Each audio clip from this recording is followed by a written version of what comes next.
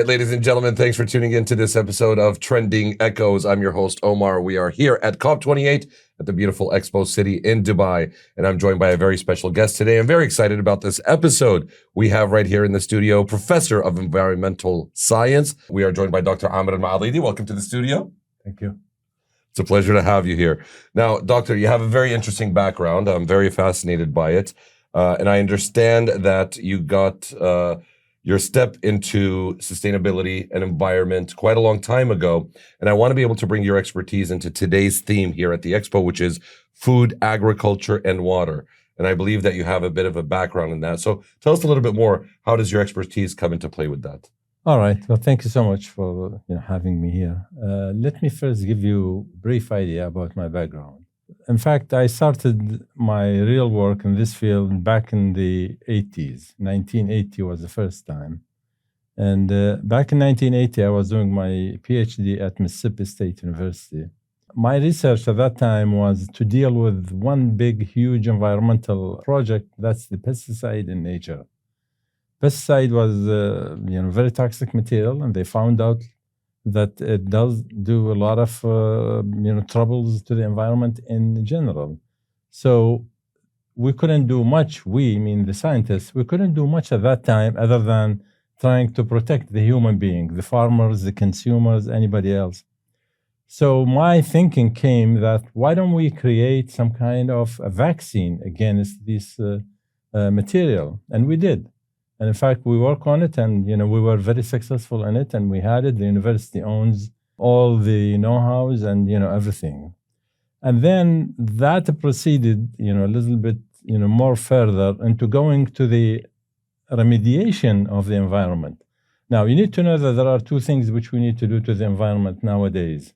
One of them is to stop what the human being is doing to the environment from throwing all this toxic material. That's one thing. So stopping the toxic material. The second thing is not to do anything like that in the future. And in fact, we need to correct what has been done before. So two things, remediation, and the other thing is to stop having all this contamination in the environment. On the level of cleaning the environment itself, I started working with a company in Canada back in 2000. At that time, we started working on bioremediation of pollution in the environment. So how do we clean that? Well, we came up with some know-how and technologies protected by patent in North America and elsewhere in the world, is to add this material to the surface of the water, to the surface of the contamination. This material has microbes in it and fungus. This agent is going to eat away, convert them into carbon dioxide and other material, which is not harmful. So sorry to stop you, Doctor. Just to understand, a ship leaks oil in the water, right, and then you guys provide what that eats it up? I didn't understand that. We provide agents. It's a liquid material. What do you material. mean? What does agents mean? Well, that's part of the know-how. I can tell you what it means. Okay. It has bacteria and it has a fungus in it. Okay, so bacteria and fungus. And fungus, yes. They utilize this petroleum. They live on it. So when they live on it, they eat it, and then they convert it into waste product. So this is being cleaned in a very organic way? Yes.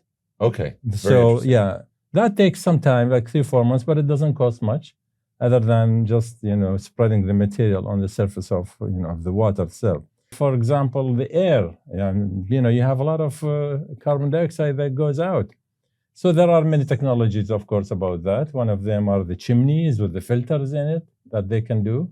We have participated into that also to some extent. So that's on the level of trying to protect or to clean or to remediate. One big project that has been done and is still being done, for example, car companies, in the auto industries. In the auto industry, they consume lots of water.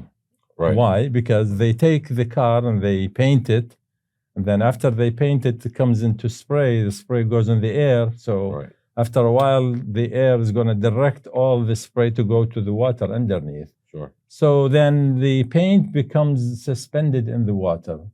Well, water is not cheap things. So Sure. now every like 2 weeks, they have to change the water, multi-thousands of cleaning water that's going to go to the drain. We have the car itself and the first stage of manufacturing. Right. So this car comes being sprayed by robotic machines. Right, in the assembly line. Right, in the assembly line. So the paint is in aerosol things. Okay. Now some of it, which is about 50%, goes on the body itself, and another 50% goes in the air, which will be collected and directed to the water stream down there. Sure. So as the car is being spray painted, some of it obviously goes on the car and the rest of it goes down the drain. Exactly. So then what happens to Then the water becomes contaminated. Right. And after a while, you cannot use it. Now, how long is that while? It's not that long. It's about 2 weeks, maybe 3 weeks at the most. Right. The water comes out of this facility contaminated, which has a level of contamination measured by the COD called, or BOD. COD means chemical oxygen demand, which is how much of organic material is in the water, or biological oxygen demand, which how much oxygen being consumed by a microbe to digest things. So when we measure the COD and the BOD, the sewage facility allows you for a certain limit, less than 1,000. But in Europe, they have with these industrial, with these industries, the COD comes like 150,000, not 1,000, 150,000, sometimes 160,000, sometimes reaches up to that, higher than that. So then they have to keep cleaning the water, which would add cost. We came with a technology that would have a combination of microbial species. And when we mix it with the water, those microbes will digest away the paint that is suspended in the water. And then the water, instead of being discarded in 2 weeks, it can last for about 2 years.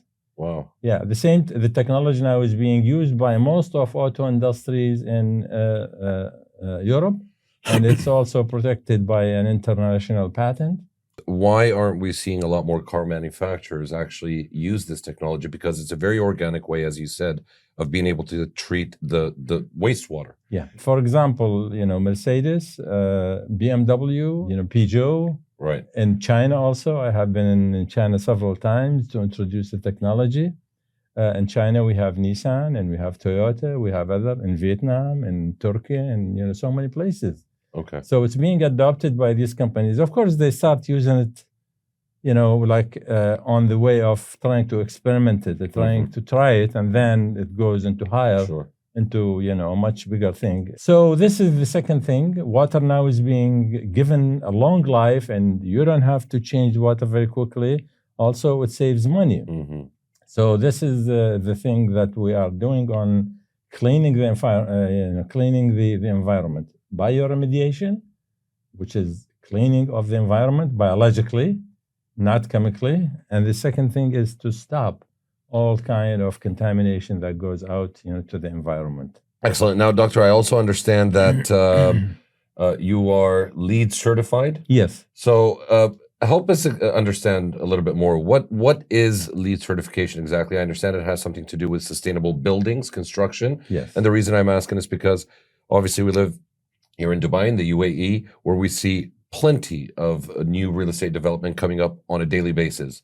And to an extent, we understand that a lot of that development is not necessarily environmentally friendly, but LEED, the LEED certification makes things more sustainable, I guess. So tell us a little bit more about what is LEED certification exactly, and why do we not see this as a requirement from every building that's coming up? Is it a cost factor, or is there anything else? LEED is like an abbreviation for a statement, which means leading energy and environment development or design. So LEED. This has been initiated by the USGBC, the United States Green Building Council. Right. Now, this is a certificate, which means that the building is friendly to the environment. What does it mean, friendly? Right. It means the building has been created or has been built in 3 ways where sustainability is implemented. First, in the design stage, that I'm going to design the building, but I'm going to have it do not consume much water, so saving on water, and you have to show how do you save the water in this thing, and it has to be approved. That's one thing. I'm going to save energy. Then therefore you have to show how you save energy, what kind of equipment, what kind of machine you put in there. Plus the healthy environment, the material itself, that there should be no chemicals coming out and stuff like that. This is for LEED. But then when the United Arab, of course, LEED was initiated because they needed to have green buildings, good thing. But then they have a concern here. They can offer, lots of water, but they don't have the sources of energy. Now, luckily here in this country, we do have the sources of energy, which is most important, but we don't have the water. So now to implement the same kind of system LEED in this country, it's challenging. Therefore, the authorities in Abu Dhabi came up with the idea of trying to create something similar to LEED in this, here in this country. So they call it Estidama, the Pearl Estidama system. Okay. The system is being given on levels. The first one is going to be one pearl equivalent to the approved on LEED. Okay. The second one would be 2 pearl that's equivalent to like gold, and they have a silver, and they have the applied one. So if you take the levels, it's almost similar. In order to apply the system of LEED here in this country, it has to go through many steps in order to modify it and make it suitable to this country. Well, finally it came to life, and it was good because the challenge was the water here. So therefore, they put some kind of measures which would save water on consumption, but at the same time, it's something that we can find the water all the time. We wanted to, at that time, to start having this thing to be applied on an experimental building. That's where we started with, Sheikh Zayed Desert Learning Center, which is the, one huge and beautiful monument put in Al Ain Wildlife. Al Ain Wildlife, yes. This was one building among so many other buildings that has been, built at the same time, and they all were, green buildings. So I was the environmental manager for Sheikh Zayed Desert Learning Center and for the entire, buildings around there. We were lucky and successful to bring all these challenges into some kind of reality. So we've been able to obtain the highest level of Estidama, that's the 5 pearls. And we achieved also the platinum level on LEED, on that building. What makes the building so nice and so good, which make the Estidama to give it the 5 pearl or the LEED to give them the highest? Well, the building, first of all, is made of several floors. And each floor would give you a story about the environment. So this is meant for like a regular street guy who knows nothing about the environment, to teach them a whole course about environment from the entrance. They go up and then they come back from the same entrance. They would have learned a lot about environment, how to save water, how to save energy, how to create nice environment, how to avoid the sick building syndrome. That's the syndrome that is. What is that? Well, this is, when you have this building here, for example, and it's made of bricks. That's an actual term. It's called sick building syndrome? Yeah. Okay. Yeah, SPS. So you have this thing, and it's made of chemicals. Material have chemicals in it. These chemicals, some of them called VOCs. VOC means volatile organic compound, material that evaporates day by day for a while. So you have all this chemistry being put in this building, and you're sleeping there 8 hours a night, and you're consuming most of your life in there, and you're breathing this material. Right. Well, in Sheikh Zayed Desert Learning Center, we managed to have sensors up hanging in the roof, which would detect about 33 VOCs type that would give you immediately an alarm if there is anything that goes higher than the level. Okay. So anybody that comes to the building and visit the building takes about 2.5 hours. After that time, goes out with a full course about environment and awareness about environment. That's the the idea behind this. Excellent. Now, Doctor, what is next for you? What can we expect in terms of anything new, anything recent? Well, at this time, yesterday we were involved into this, artificial intelligence. Mm-hmm. We wanted to introduce artificial intelligence as the next step in order to avoid having any contamination in the environment. Now, we're going to start from a little thing. And again, luckily, and I'm thankful to this country that they are offering all the support for these things. In this country, there are laboratories that is working and with the result being shared to the rest of the world. So if we can do it in this small, beautiful country of United Arab Emirates, it will be something that's going to be doable by big countries like China, US, Canada, or Asia, or anybody else. So we're starting the nucleus here, and then hopefully that would spread to the rest of the world. Again, it's the artificial intelligence in which we may have some equipment that takes care of the contamination in the air, pollution in the air, convert it into some other form, which is non-toxic thing. Hopefully we will do it, inshallah. Well, it sounds exciting, Doctor. We'd love to continue talking to you, but we would love to have you back in the studio, hopefully sometime soon, inshallah, if you're available for it. Thank you, inshallah. All right, ladies and gentlemen, there you have it. That was another episode of Trending Echoes. I was your host, Omar, right here from the beautiful Expo City in Dubai, and we'll see you on the next episode. Thank you, Doctor. Thank you.